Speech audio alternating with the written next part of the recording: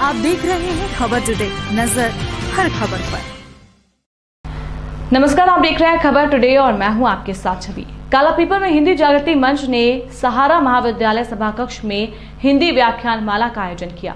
व्याख्यान माला में मुख्य अतिथि मध्य प्रदेश हिंदी साहित्य अकादमी के निदेशक डॉक्टर विकास दवे रहे।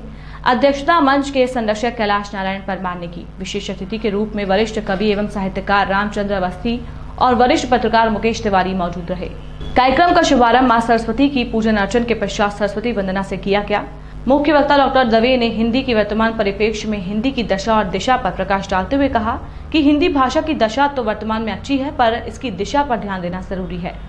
हम बच्चों को हिंदी भाषा की वैज्ञानिकता नहीं बताएंगे तो वो अपनी भाषा का सम्मान करना भूल जाएंगे। हमारी हिंदी दुनिया की सबसे समृद्ध भाषा है। हिंदी भाषा में लगभग 35 लाख शब्दों का शब्दकोश है। इतना बड़ा शब्दकोश किसी दूसरी भाषा का नहीं है। वरिष्ठ कवि रामचंद्र अवस्थी ने अपनी कविता भूख प्यास का पाठ कर हिंदी लेखन में मात्राओं से संबंधित होने वाली त्रुटियों पर चर्चा की। उन्होंने इन दिनों हिंदी लेखन में गेटअप के नाम पर भाषा के साथ हो रही त्रुटियों के बारे में भी बताया। वरिष्ठ पत्रकार मुकेश तिवारी ने कहा कि हिंदी की दशा उतनी चिंताजनक कतई नहीं है जितनी बताई जाती है। उन्होंने हिंदी भाषा, हिंदी साहित्य और हिंदी पत्रकारिता को बहुत समृद्ध बताया। उन्होंने हिंदी पत्रकारिता के विकास में मालवा निर्माण के योगदान के बारे में भी बताया। सहारा महाविद्यालय के सभागृह में व्याख्यान के साथ ही हिंदी जागृति मंच द्वारा आयोजित गायन प्रतियोगिता के बाल प्रतिभागियों को मंच द्वारा सम्मानित किया गया। इस मौके पर हिंदी जागृति मंच की ओर से डॉक्टर विकास दवे का अभिनंदन भी किया गया। अभिनंदन पत्र का वाचन श्रीमती ममता मनावत ने किया। वहीं ऋषि शर्मा ने शास्त्रीय गायन और निकिता मालवीय ने लोकगीत फागन आयो रे आयो की प्रस्तुति से सदन का मन मोह लिया। कार्यक्रम का संचालन मंच के अध्यक्ष महेंद्र सिंह तोमर ने किया और आभार मंच के संयोजक सोहन दीक्षित ने माना।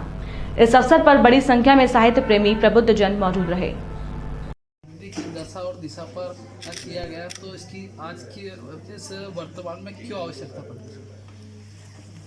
कालापीपल जैसे छोटे से स्थान पर हिंदी भाषा को लेकर जागृति समाज में आए, इस विषय को लेकर के गठित संस्था हिंदी जागृति मंच ने आज यह व्याख्यान का आयोजन किया था। और हमारे साथ वरिष्ठ साहित्यकार रामचंद्र जी अवस्थी और वरिष्ठ पत्रकार श्री मुकेश तिवारी जी भी थे। वास्तव में आज इस विषय की आवश्यकता समाज में अनुभव तो होती है। जिस तेज़ी से मातृभाषा से नई पीढ़ी दूर हो रही है, बोलना लिखना कम होता जा रहा है, इसको देखते हुए ऐसा लगता है कि अंग्रेजी माध्यम के स्कूलों की पूरे समाज में बाढ़ आई हुई है।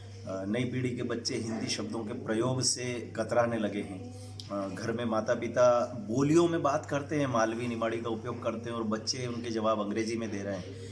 इस पूरी परिस्थिति को देख कर के ऐसा लग रहा था, और संस्था की चिंता तो वास्तव में पूरे देश की चिंता है, और इसलिए एक अच्छे विषय पर आज व्याख्यान का अवसर था। मैं हिंदी भाषा के संबंध में जितनी बातें समझता था, जानता था, और जो बातें सामान्यतः प्रश्न बन करके हमारे सबके मन में उमड़ती घुमड़ती रहती है, उनके समाधान खोजने की दिशा में ये व्याख्यान था।